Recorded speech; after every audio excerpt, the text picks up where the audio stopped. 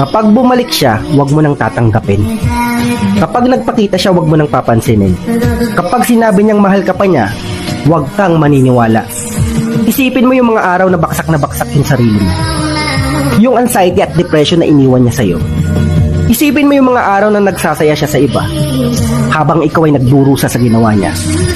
Isipin mo yung mga gabing umiiyak at halos hindi ka makatulog.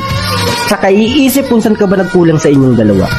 Isipin mo kung gaano ka naging katatag sa mga malulungkot na araw na lumipas.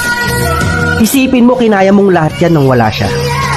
Kaya kung babalik man siya, huwag mo nang tatanggapin pa.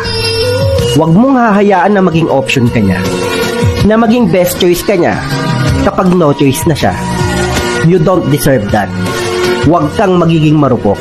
Huwag mong hahayaan yung sarili mo na bumalik ka pa sa sitwasyon na minsan mo na pinagdaanan.